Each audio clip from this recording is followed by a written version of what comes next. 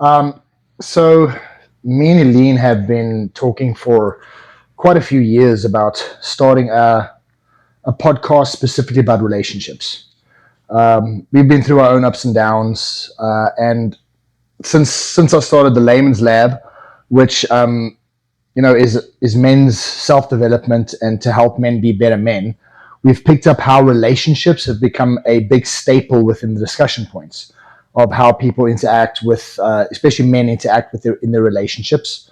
So what we've tried to do now is we want to start one specifically where it's the two opposing, right? And I'm saying opposing because we're actually one force. It's the yin and the yang, which creates one system. But it's speaking from the aspects of the challenges and the successes that I've found within our relationship and within relationships in general. And Helene's going to give her perspective, from the divine feminine side of how we've put this all together. So welcome. This will be the first of many going through, and Helene's going to give some insights on how she perceives relationships, and we're going to get started into a discussion on the entire process. Yeah, thank you. I'm very excited to be here. We're going to be sharing a lot of information. Hopefully, a lot of what we share here today would actually help people to be better in their relationships, or at least at the very least, have a starting point of understanding for their partner or compassion for their partner and what their partner is going through. Because ultimately, compassion is what will bring you through to the other side. There's a lot of other things that go into it, but I think compassion is probably especially now, in this era that we're in now, I think compassion is probably your most important aspect in a relationship, because things are moving so fast in the external world, and if you can't keep up or one of you stumble, you need that support. 100%. Yeah. And so within our men's group, we found that men in general need support from each other, and especially those who are choosing to be not just capable, strong men, but also men who live their life in love and kindness. And that's an emphasis that I'd like to really put a lot of weight into. What I found for me in my relationship, where we've been together for 17 years, married for 15 this year. And in that entire process, the beginning stages, we made the same mistakes as everyone else does. It's weighting each other's services based on if I will do something, if she does something, and expecting her to make the first move, or getting upset or irritated or triggered by things that actually have nothing to do with her. They're 100% to do with my insecurities and my traumas. And Helene's going to give her side of this, but where this fundamentally changed for me was when we both went and saw a wonderful woman called Yvonne Oswald. And the amazing thing was, when we went to go see her, it had nothing to do with our relationship, but everything to do with our relationship. Because when we went to go see her, Eileen went first because she felt she needed that break. And I was, when she said to me, would you go? And I was like, absolutely, I'll have an open mind. Let me go experience the process.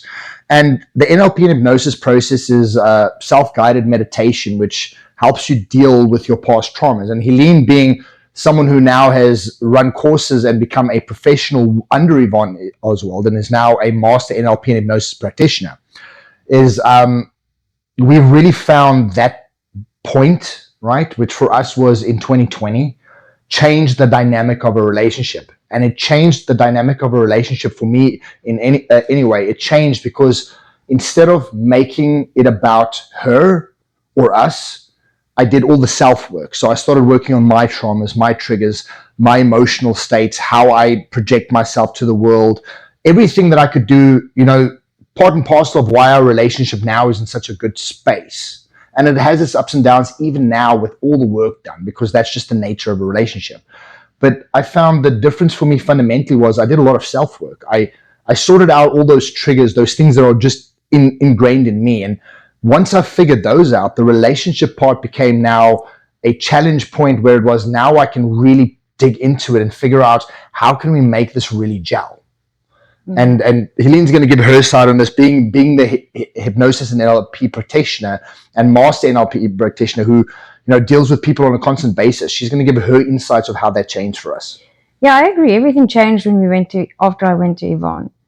The whole point of going to Yvonne was because of my own childhood traumas and all the other traumas that I never dealt with. So everything that we are seeing that's showing itself out on the surface and in the external. So every time you get triggered, we can now clearly see. And I don't know if you remember how it used to be, but it used to be very defensive.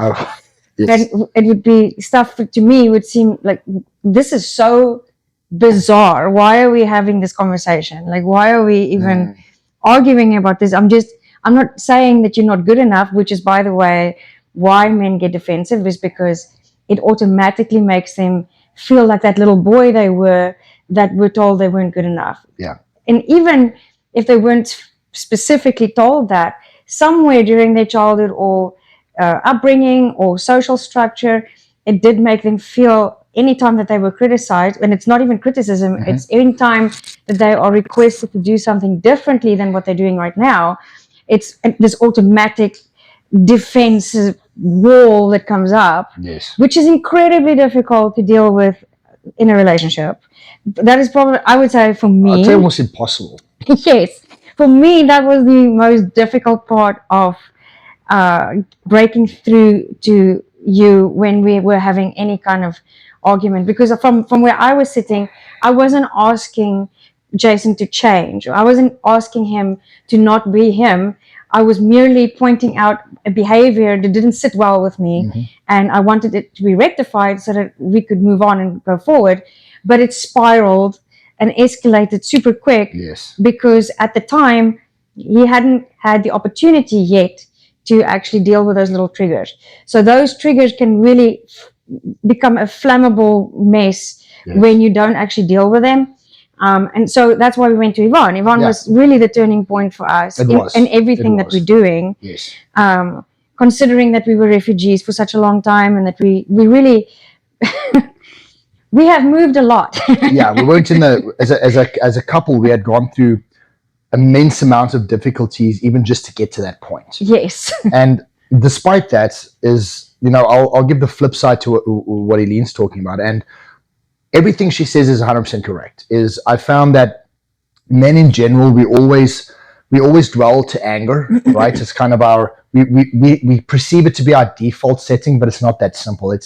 There's so many variations of why we get to anger, and a lot of it is based on insecurities and a lot of unhealed traumas that we've had throughout our life, not necessarily just in childhood, but just and really feeling as a man feeling inadequate, especially in our modern world where men get thrown on the bus a lot, right? Some of it is, and I'm going to say this very carefully, some of it I feel is good because men need to change how they conduct themselves. We can't be the same, we can't just blame, oh, well, I'm a man, so that's how I am. That's just absolute rubbish. We have to be better. So for me, it was the concept of being a better man, right, means that I have to be, one, balanced, but two, I have to really dive into my relationship if I want it to work. I have to dive into what's important to me. And on the flip side of what Eileen said, and everything she said is 100% how men react to things. On the flip side, I was finding it very difficult to deal with Eileen's emotions, right? Because when she would have an emotional reaction to something, her emotional reaction to me seemed unwarranted and excessive.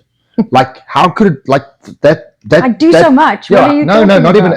even when it had nothing to do with me, right? It could just be an emotional reaction to something that happened. So something happens on a computer, or she gets an email she doesn't like. Her emotional reaction at the time that she did that seemed to me so unwarranted. Like, that's not that bad. Why are you acting this way? And what I was trying to do is, in my mind, I was like, well, that's just, my brain was telling me that what you're doing and how you're reacting doesn't equate to the action that happened, because I was trying to logically put everything together, which is, again, we'll dive more into the logical versus the intuitive. Actually, I want to, if we can, I would love to actually just jump in there for a second. Let's get to the next. But the point I'm getting to is, what I've realized as we've gone off is, one, and this is for all the men listening, is you have to always understand that fundamentally, biologically, chemically, women are different to men. Psychologically, biologically, chemically. they are designed a specific way for specific tasks from a natural standpoint. And there's also a metaphysical standpoint to that, is being very intuitive. With that said, if women do not really have, if they haven't done the self-work, that can spiral for men. Right? That emotional state, as much as it seems unwarranted, is actually related to many other things that leads them to there. And some of it's got to do with you, some of it may have nothing to do with you, but I can almost guarantee you a lot of it's got to do with you. And it's trying to figure out how to, one, understand it. So in our men's group, it's been very helpful to explain the differences biologically between men and women, to explain that women, to a much higher degree than men, do perceive thoughts more on the negative side because they're more in danger than men are. Regardless of how we want to see this in society, women are more vulnerable. We are the protectors of women's spaces.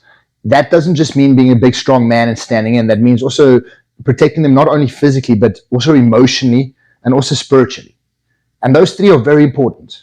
So we're going to dive into why that's important and how you can start regulating that. But I understand the struggles men have in trying to understand where their wives are coming from, where their spouses are coming from, where their better halves coming from.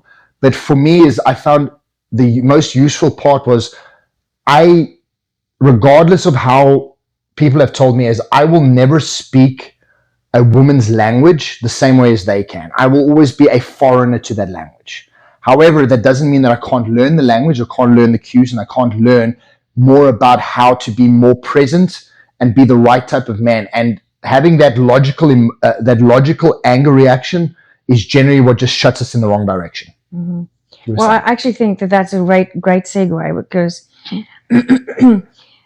anger is your top dog emotion. So if you are, and that I used to be very angry.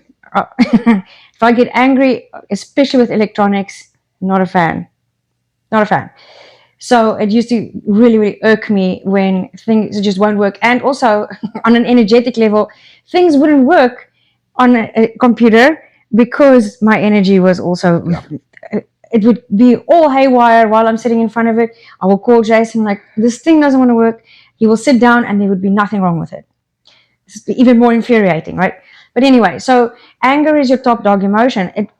It really spews out of you like this, and can be seen as a temper or short-temperedness, for that matter. If you have not dealt with the fear, guilt, and sadness, and there's a whole raft of other emotions that fall underneath those and under anger that you haven't dealt with. So anger to me is kind of the consequence. It's kind of the symptom of your underlying things that you haven't worked on. It's the one thing that men are excused from. So let me just explain what I mean by that. For the most part, when men were growing up, especially in our age group and older, they were taught that emotions are weakness. So, but what is the one emotion? Anger. Exactly. So what is the one emotion that they were allowed to have? And for me as a child, it was similar in my household. It was a different scenario, but I was also only ever really given that one emotion. Like, why are you always angry? You also to add to what Eileen's saying is, and I think, we're talking about a specific time frame and growing up, but I found, especially in our group of men that we talk to, is it's all the same. Anger for a man is okay because you're a man. You're supposed to be angry. Anger leads you to protect yourself, to be defensive. It feels you. It's that thing that drives you, right? But you fail to realize that anger is a subset of multiple different emotions that you haven't dealt with. And to me, I love Jocko's quote where he talks about anger as a weakness. And I absolutely believe that now. I have looked at it in every way. It is not a fuel. It is a weakness. It's never something that's going to drive you to the right side, because it's such a blinding emotion that it doesn't serve you. It's never served me in any good way. Focus and discipline from a man's perspective will always out trump anger in every single way. Well, think about it like this, right? So a man's man, a real man that is self-regulated and is in control of his emotions, not suppressing his emotions, but in control of his emotions. How would he respond? Would he respond in anger or with wisdom? What would a child do? what does a child do when they're frustrated and they don't have coping mechanisms and they don't know how to deal with certain things? They throw their toys. They throw their toys. And it just, now we're just sitting with older men throwing their toys because they were too scared or too emotionally dysregulated to even recognize that this is what's going on. Yes. This is what we're trying to help people to correct. And in my practice, it is a big part of what I do is to almost reset the nervous system. So we figure out what it is that's not necessarily what's causing this. And I wouldn't even say we go all the way down to root cause because that's not always necessary. But we do get to the bottom of where this anger sits and where the sadness sits, because all of these are subsets of anger. So your fear, your guilt, and your sadness, and underneath of that you have your abandonment and your rejection and all of that stuff.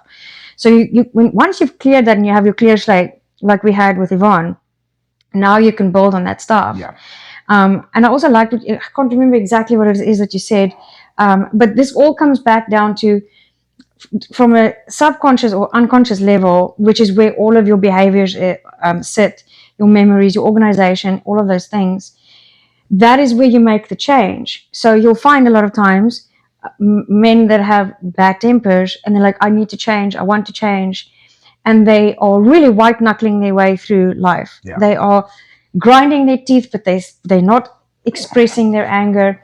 This is not a healthy way of dealing with your anger. I just want to put that out there. Yeah. It is absolutely going to show itself when you least expect it and when you are in your worst space and when you do not have control over what's going on. Yeah. And it will spew out of your pores. And that's when you're going to make the biggest mistakes, or possibly even mistakes that you can't retract. There are certain things that can happen in a relationship that can be fixed. There are also certain things that can happen in a relationship that can never be repaired, even if both of you want to. Yes. So for a guy to be dysregulated to such a degree where anger is coming out all the time, this is a huge indication that there's a lot of inner work that needs to be done. And he's literally fighting that little boy inside that was abandoned and rejected and hurt. Yeah, I've got a great analogy for this. Is men, we need pressure, right? As I've worked with a lot of guys in our group, and I speak for me personally, is we do well with pressure, right? And pressure can be positive and pressure can be negative, right? But pressure also needs to be regulated, and the regulation is a very important thing for me, because I think of men as a pressure cooker, right? So it's this pot that is just under pressure all the time. Now, if you want the food to cook evenly and you want everything to go well, you have to make sure that the pressure is regulated. So when the pressure gets too high, you have to release the pressure to make sure it never gets off. But if there's no pressure, there's no food being cooked, right? And men are the same. We require, I don't want to use the word adversity because it's a terrible word, but we need something to push against to get ourselves going, because it's the nature of our psyche. Right, we do very well under pressure. We do very well when we have given tasks and we have to solve something and we have to figure something out. The part that we miss is understanding that that's not always just pushing one against the other. If you've used the analogy in business, is you could have someone who's worked his entire life and he's been told that as long as you work hard, you'll be successful. And I can tell you now, I know some people that work their butts off. They work hard. They work harder than I do. And they're not successful in their business, and they're not successful the way they need to be, because it's not just about hard.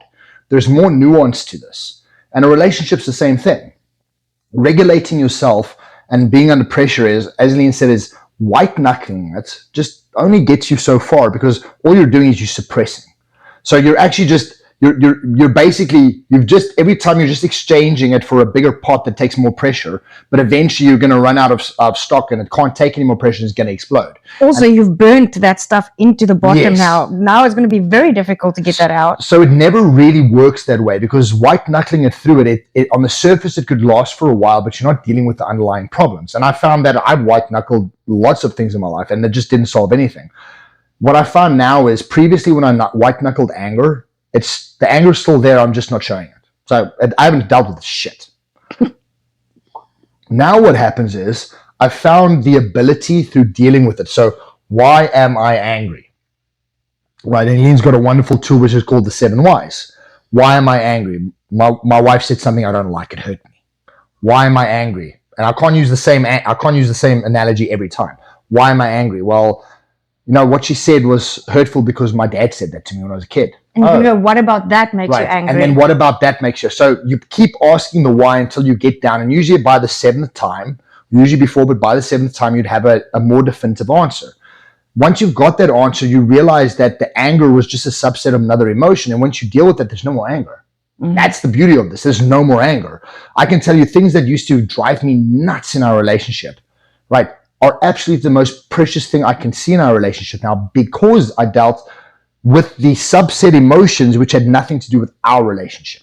Or with me. Or with you. It had very little to do with it. It had nothing to do with her. It was all insecurities and unhealed traumas that I had previously that I never dealt with. And once I dealt with those, all of a sudden they didn't become a problem anymore. Also, I want to point out that the most important part of this puzzle, for us anyway, I went to Yvonne first. So Yvonne, or Dr. Yvonne Oswald, she is a world-renowned specialist in behavior technology. She's probably number 2 or number 3 in the world at the moment. Wonderful, wonderful human being and miracle worker, because I have gone through counseling and none of it worked. It just embedded it deeper into my body. But the thing that really made the difference, I could have gone to her 70 million times. Mm-hmm.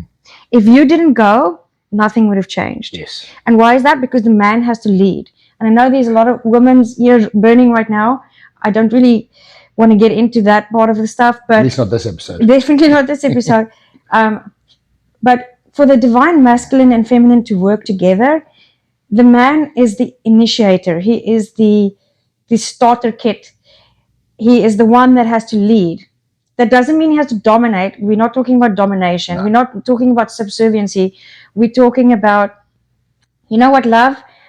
And we can use this because I know this used to drive you crazy, right?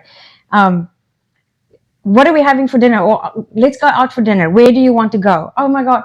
For a woman, just end me right there. I don't want to spend, if you want to take me out, I don't want to spend more time thinking about where you need to take me. Yes. So for me, that's mental load. Whereas if he says, hey, I want to take you either to True Food or to 2 other restaurants, which one do you want to go to?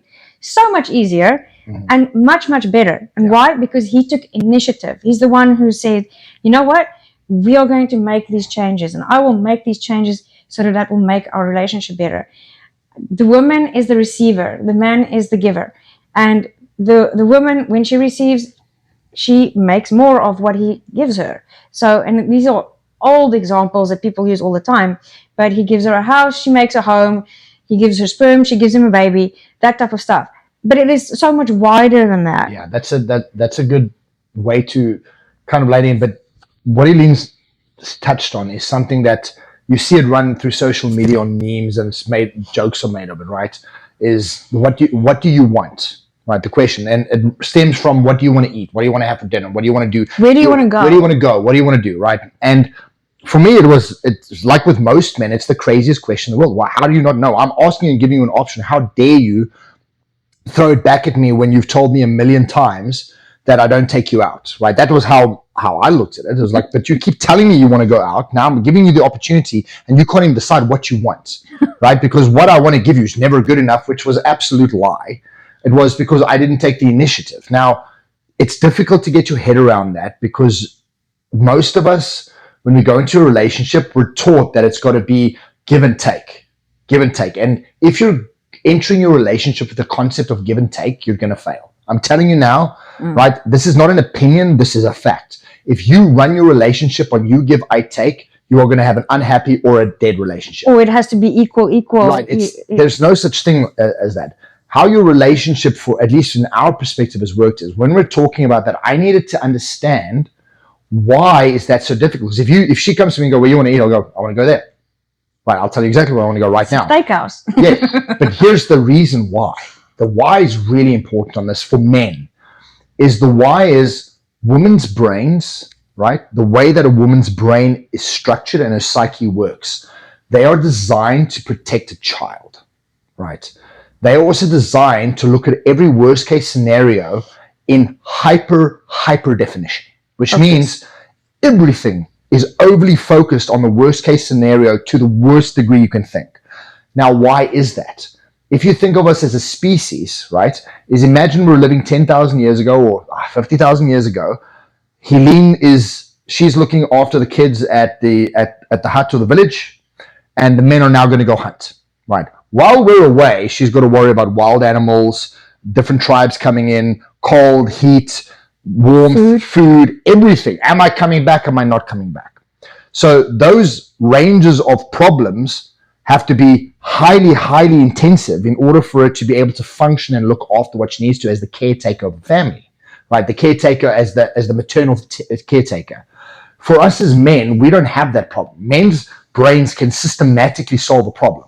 The reason we are able to do that is because when we left with the knowledge that we may never come back. We may die of starvation. We may die of an attack. We may exposure. There's so many things that could have gone wrong.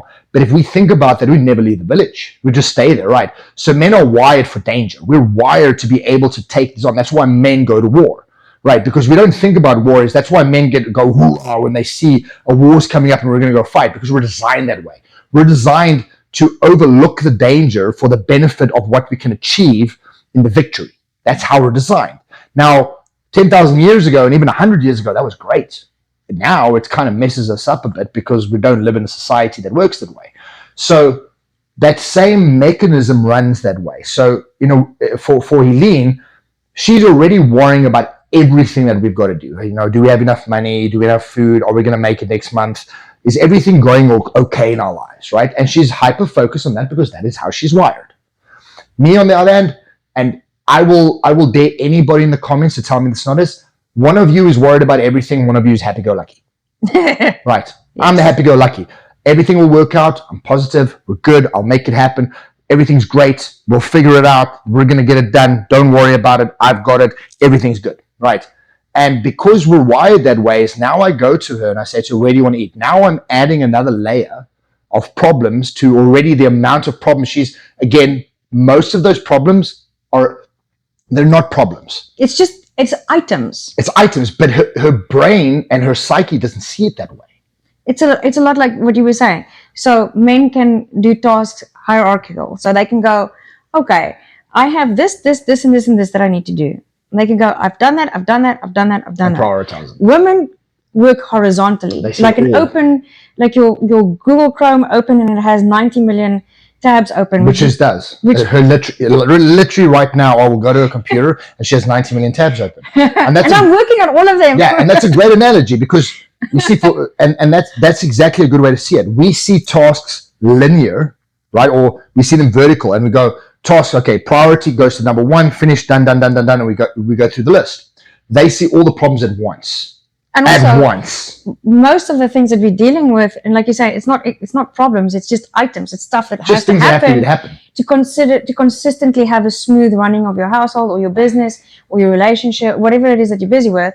So it's not that any one of them have necessarily higher priority. Obviously, your kids would have higher priority, and here and there you would have something but they all have to get done. And most of them have to get done pretty soon. And if I'm correct in saying is you're worrying about all of them for the worst case scenario, all of them at the same time.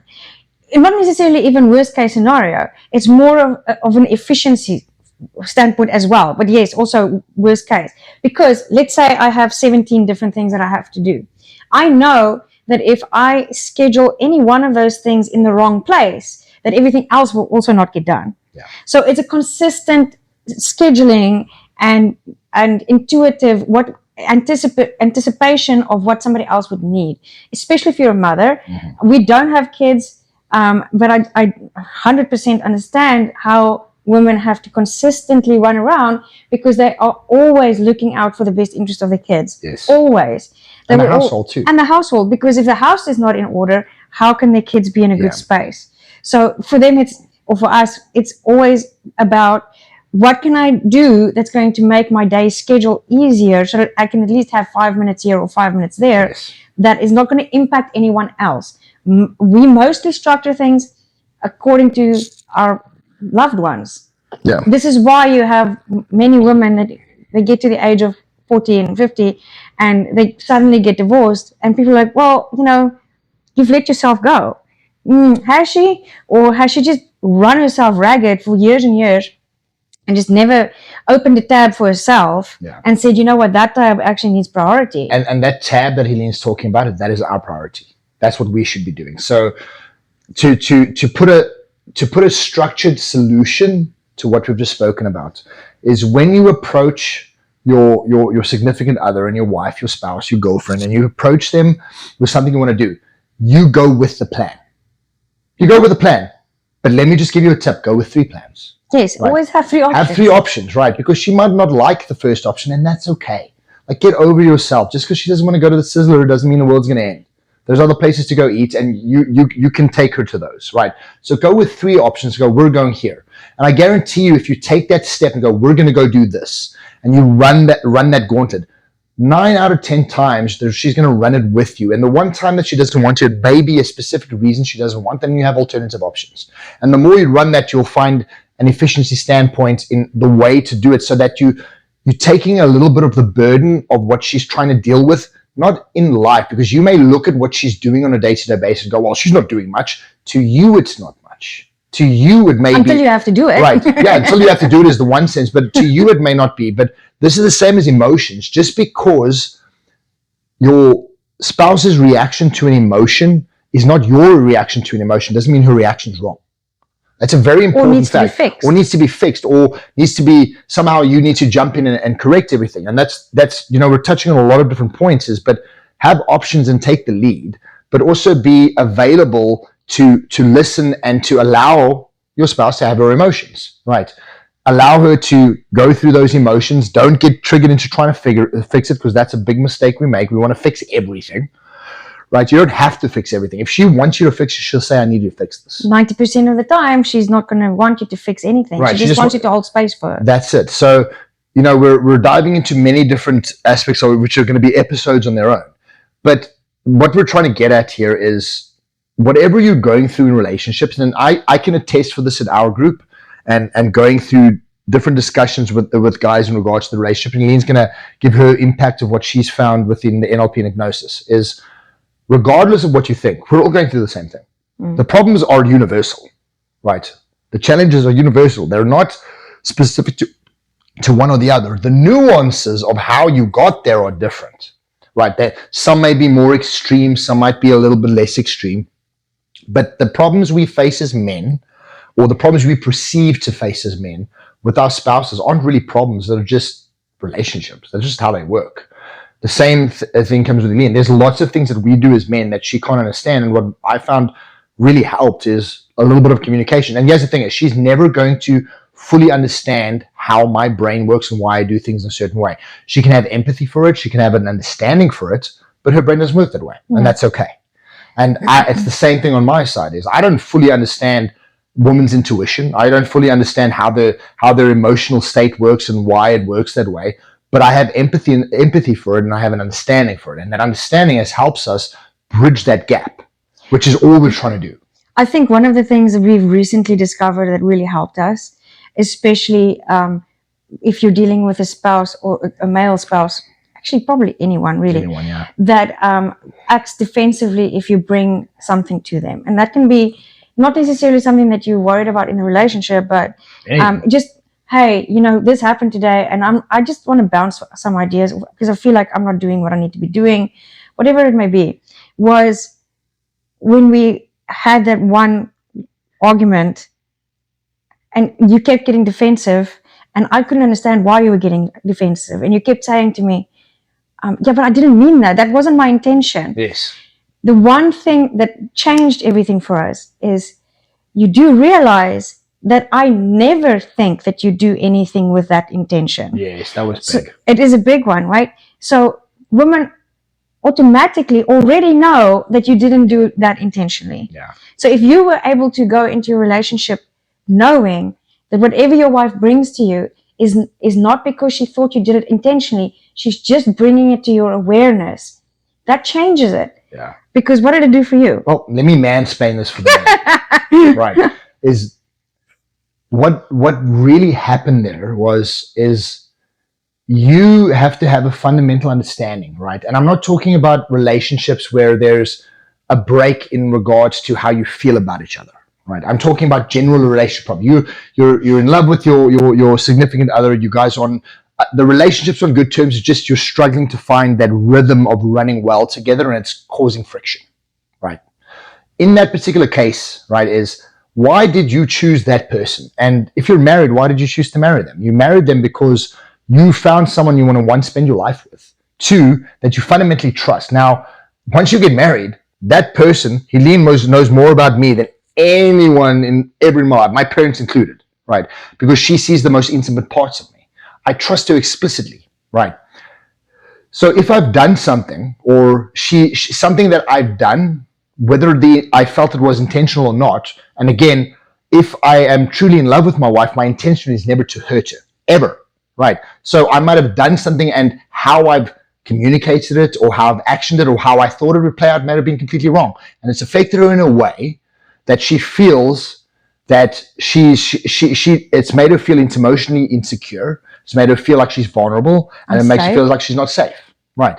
Now we go sit down, and where it changed for me is like, my first reaction was always, well, but it wasn't my intention. Okay, but duh, she wouldn't be talking to me if that was my intention. My intention was to deliberately hurt her. Why would she be with me? I would have left your ass. She would have left me, right? She knows it wasn't my intention. What she's really trying to tell me is what I did, the action I took, made her feel this way. So what's the first step? Don't try and justify it by intention. Don't try and justify it by action. Go, I am really sorry it made you feel that way. Or, I'm really sorry I hurt you. Okay, I'm sorry I hurt you. Can you explain to me exactly how it hurt you? Because you might not know. There's many times when she told me this, and I was like, I have no idea what's going on. I was like, deer in headlights.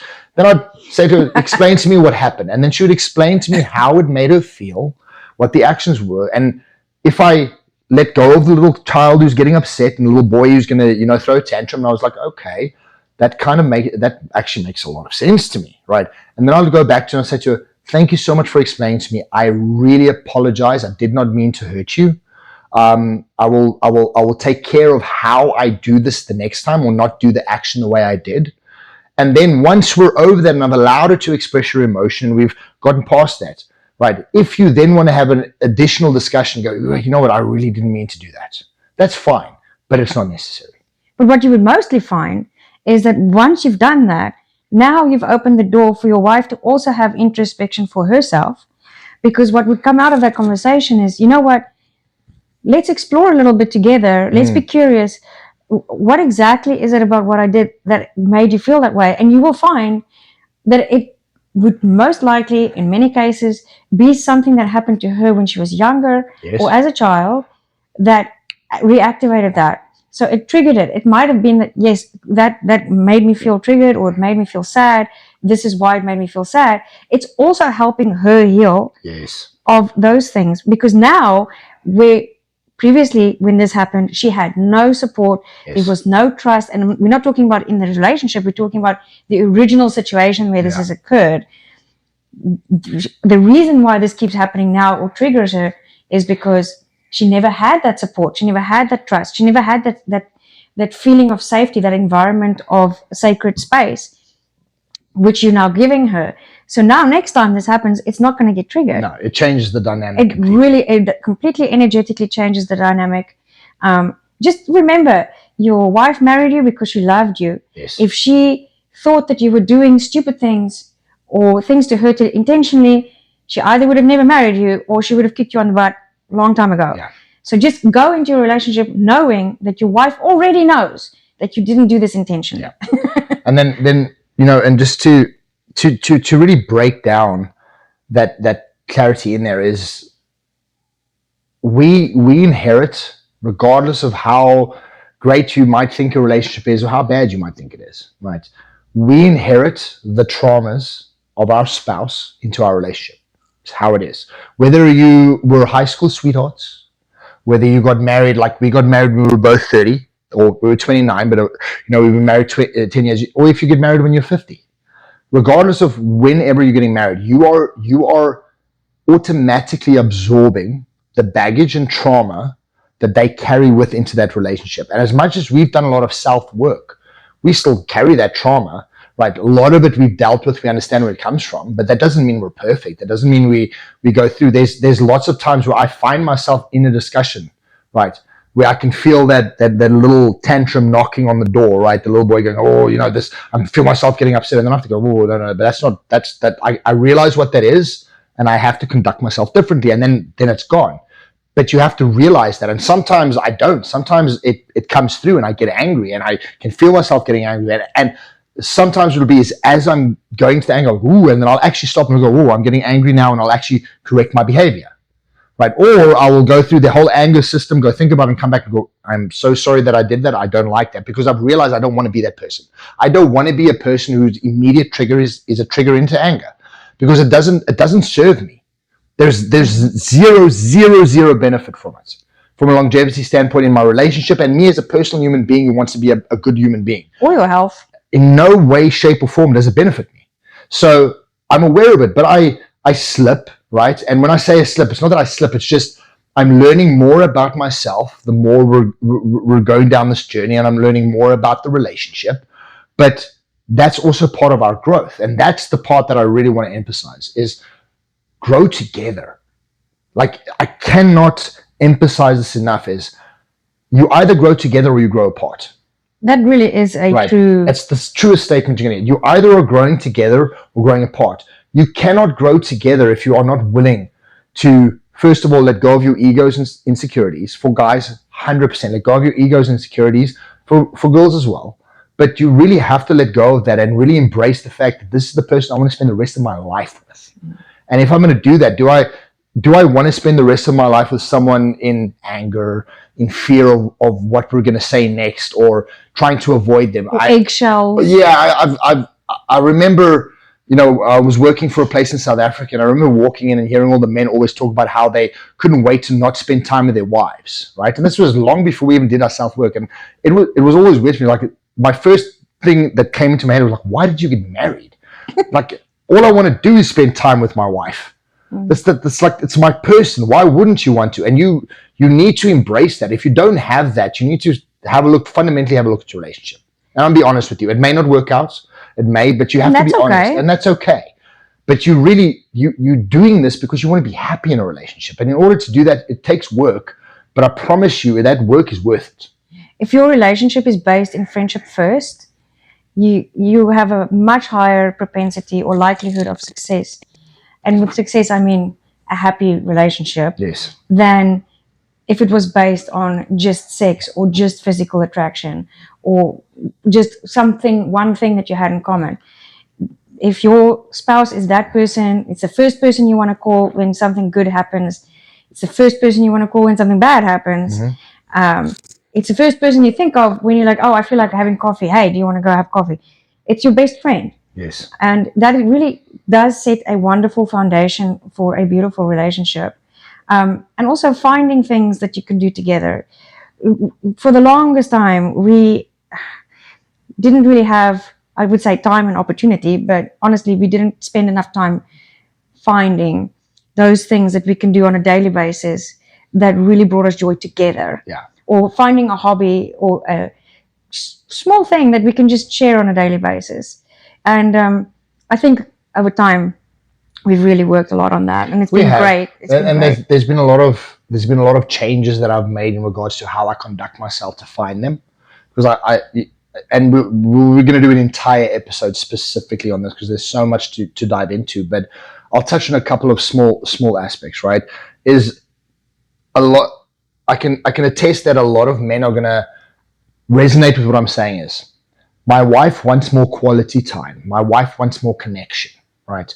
And in your brain, you're going, but I spend time with you. I'm here with you all day long. I'm here with you all day long, right? And in my mind, and I've said this to you multiple times, I'm like, define quality time, right? Because, and here's the kicker, there's no definition for it. And I'll explain why, right? It took me a long time to figure this out, but quality time is not the same action repeated consistently. It's not. No. Right? No matter how much you think. So let's say in your mind you think, well, if we go for a long walk together, it's quality time. Right. Now, this week it may be quality time and your wife may perceive it to be quality time. But next week we're doing the same action. So the action's repeated consistently. However, she may be in a fundamentally different space while she's walking, or you may be in a fundamental different space. Now, it can go both ways, but you're, as the man, it generally falls upon you. So you perceive that we did the same action, hence the quality time should be exactly the same. And it doesn't work that way. Quality time for me has to be very organic, right? You have to schedule it. Don't get me wrong. You have to schedule it. You have to make time for it. But when it happens, you've got to let it happen. But when it happens, the most important thing I've found, and why the same action doesn't always relate to the same quality time, is because you're not present. You're not present. Either one of you. Either one of you or both of you. You're not present in the moment, because, and this can happen to us often. If you listen to the Layman Lab podcast for men, we often talk about there is no future, there is no past, there's only now, right? And if you're consistently living in the past, right, you're living in depression. If you're constantly worrying about the future, you're living in anxiety. It doesn't mean you don't plan for them and you don't learn from the past, but if you're not present in those spaces with your wife, there is no quality time. And it took me a long time to kind of figure this out, because I was basing quality time on the action and not the actual how the time was spent. Now, can I even say to you that sometimes we sit at home, right, and watch movies in bed and, spend the day with our dogs, and we still have quality time. The difference is presence. The difference is being present in the moment. And how do you tell? So I would say, how do you feel when you're spending quality time together? Because you can consider it an action, like you said, like you used to do. It's an action, and I'm going through the motions, but that is the danger as well. You might just be going through the motions and not actually be, instead of being present, but also feeling the emotion. And if the emotion means that, spending quality time is actually really just helping your spouse through moving through something difficult in their lives, or going through something that you're bouncing ideas off of, sitting in the bath and just talking nonsense. Yes. Love that. That's quality time for me anyway. But like you say, there really is no set definition for it. Yeah. It really is your presence. And how do you feel once you've done this interaction? Yes. Do you feel uplifted? Do you feel more connected? Or is it actually causing more of a rift? If you're just watching movies all the time and you never have actual conversations about your relationship, which is also a pitfall, is never having a conversation. Never talking about the hard discussions. The hard discussions. It doesn't mean that every conversation has to be about that, but you do need to check in and go, hey, like, are we good? What are you dreaming about? Yeah, a lot of times we spend so much time together, we assume that we know what our partner is all about, and we assume that they still have the same dreams that they had before, or they're still working on the same goals, where they might have actually changed this like multiple times just in that week. So you do have to check in with each other on an emotional level. The emotion is really where it's at. Yeah. And to give some insight on, especially for guys, if you want to make that time count, I'm going to give you a couple of tips, and these work because it's been proven to work in any type of situation. If you want to make a connection with any human being, look them in the eye. Look them in the eye. Don't look at your phone. Don't look around. Don't make like you're listening, but you're not listening. Don't be focusing on something else that you're putting your focus. There's a game going on that you're worried about what the score is, or there's something you're thinking about. Look them in the eye. Give them your full attention, right? I guarantee you, if you look them in the eye and you give them the full attention, it automatically goes from just time to quality time because you're present. Then truly be interested in the conversation. Don't just wave over it. And if the conversation isn't gelling with you, then start talking something that does. Right.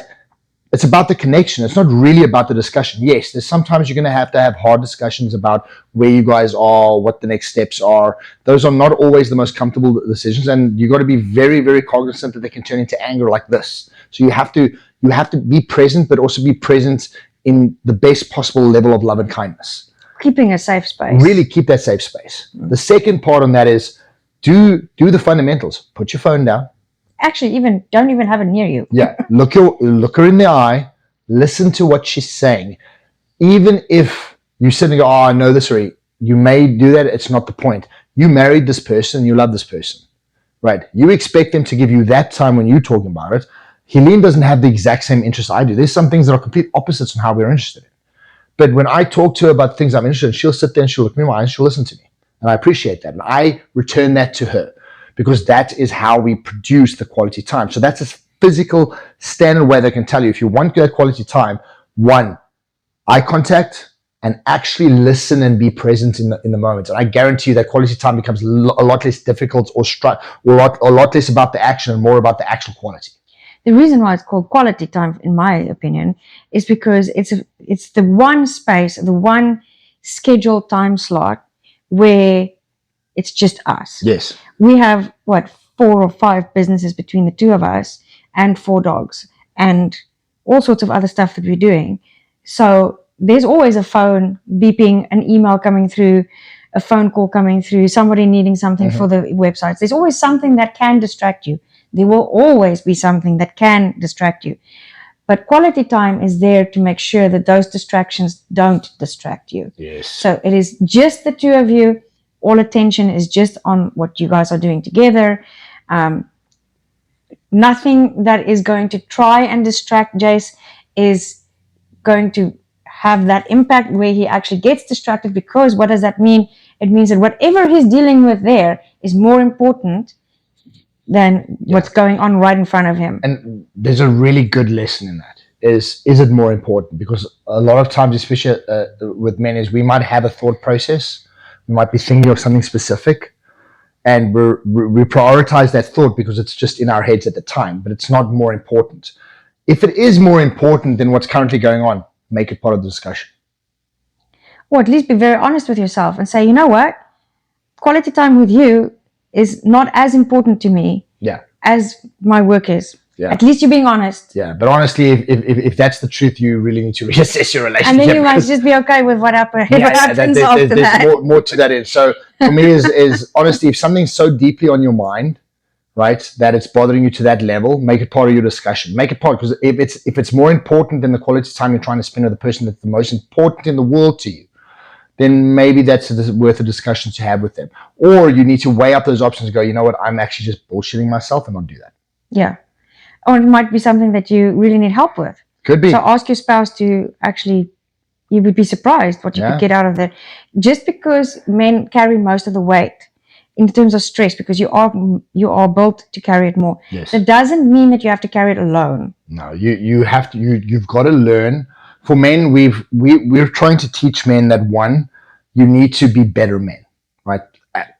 On an absolute level. As a whole, men need to be better. Can we please be better? On the second level, right, is we want to be better husbands and spouses, and right? Fathers. And fathers. And the main one for me where it really, really racks up is you have to learn that you are not in this alone, right?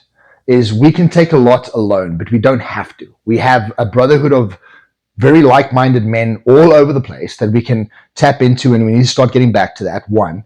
But the person that's the most important to you, your spouse, they're there for you. And it doesn't mean that they have to carry all your burdens. We have a saying, what we do in our group is you have your brothers and your community with your brothers, or your best friends, or those guys you can, because before I walk in this door and I carry all my problems on her, I want to come in and carry it. I need it to be structured. Right, I don't want to walk in with raw emotion of what I'm dealing with, right? Because you don't dump your underwear at the front door, right? She shouldn't have to deal with that. That's my responsibility. But I have a brotherhood of people that I can go to. Go, hey, I'm having this problem. What do you think? And then we'll hash it out and we'll have a chat and we'll talk. And sometimes it's a workout in the gym and 2 mentions, and then we just do a couple of bench presses and everything's better. The point I'm making is you have outlets where that now by the time I get back, I can sit down and have this really wonderful conversation, which is quality time, and say, you know what, this happened today and this is what I've been thinking about. What do you think? Because now I've already kind of dealt with it. I've gone through those aspects. So you're not alone, and your spouse is a wonderful mechanism, but also create bounce off points, especially with men, with other men. Right? We need our brotherhood back. We need to get more in touch with being able to talk to each other about the fundamental things that are happening in our lives, have a good understanding with no judgment. And it's not about drinking alcohol, and it's not about getting messed up each other. It's really just about a brotherhood. A community. A real good community. And that helps me to get into touch. So when I do come to Eileen, I'm sitting down and we're talking about something, I already kind of have that all jotted out, because all the logical things, right? Illogical things I've already spoken to with other logical minded people. And they've help me hash it out and go, you know what, these are the right, now I feel good about it. Now when I come to her, I can really just talk about the function of it and how it affects our relationship and how we want to move forward. And how it made you feel. And how it made me feel, which is very important. And he's not saying that women aren't logical at all. No, it's just where I'm coming with this is the difference between men and women's brains is and emotional states and psyche is men are logical based and women are intuitive based. Well, it's actually more of masculine, feminine. We all have both of each. Yes. Some of us have more masculine energy, even if you're female, and others have more feminine. But yes, the divine feminine is intuitive. She's nurturing. She's anticipatory. She's a replicator or a producer, a magnifier to the man. And the men are... And I'll take that on the flip side. Men are logical. We're builders. We're providers. We solve problems. Everything's analytical. We lay it out. We solve a problem. We break it down. We build a wall. We build a house. We build roads. We fix problems. And we function really well like that. But we require the intuitive. We require that yin and yang, that masculine... that divine masculine, divine feminine, we need them together to be the best version of ourselves. And women need the same thing from us. Well, think about it like this. Why is that? Why is it that men need that nurturing, softer, intuitive part of women? Why can't we just have a world where it's just logic and just reason and just analytics? Because without emotion, we lose the essence of it. Yes. And on a quantum physical level, emotion really is how you create your reality around you. It really is how you produce all the things that you really want in your life. So there's a very big reason why you can't logic or reason or analyze emotions. Yes. I mean, you can argue that, but they're necessary. You can't reason your way out of an emotional situation. You have to actually meet it with emotion and then go from there. You can reason from there, but you can't. These are two fundamentally different languages that need to find common ground somewhere in the middle, because they have to function together, because that is how you actually produce this beautiful little bubble that you can create. The synergy of our sentience is required to have logic and emotion balanced out with each other, and the balance is between the two of us. And I'd say we are now in a point in society, and we will talk a lot about this a lot more, but we are in this point in society where we are done with having this overly masculine hierarchy or patriarchy, I guess that's what they would want to call it, but we are done with just having this overwhelmingly masculine energy. What's happening currently on the planet and just globally, we are seeing more of the divine feminine coming in. We're definitely seeing more of a balancing out of that. And we need that for the continuation of the species and for our souls to actually really just start figuring our way out in this world that we're living in right now. So I think that might actually be a great place to finish today. I think that'll be the first of many we start. And we're going to dive into many different aspects of relationships. We're going to do a couple of seminars as well with other couples and talk through all the type of issues that we have. And like we said, is we don't have all the answers, right? And we're still dealing and learning as we progress. But we've come far enough that we feel comfortable, especially with Eileen and her NLP and hypnosis, and me with what we're doing on our side is. I really do feel that we have a lot to offer people and hopefully give people some tools and some real insight into how to manage a long-term, healthy, functional, happy relationship. Yes. Anyone can have a relationship. Yeah. But are you thriving in your relationship or are you just surviving in your relationship? So we're looking for the thriving part. There we go. I will also be doing a lot more recordings on my website, which is lotusnero.com, and that would be for hypnosis, where people can have free resources. There eventually will also be programs that you can purchase that will help you to release all of these negative emotions, but you're also welcome to contact me if you are looking for a one-to-one deep dive into all of the things that we spoke about today. I do breakthrough sessions to help people deal with all that stuff as well. But ultimately, this podcast is specifically for relationships. Yes. Thank you so much for listening. Yeah, we'll see you again soon.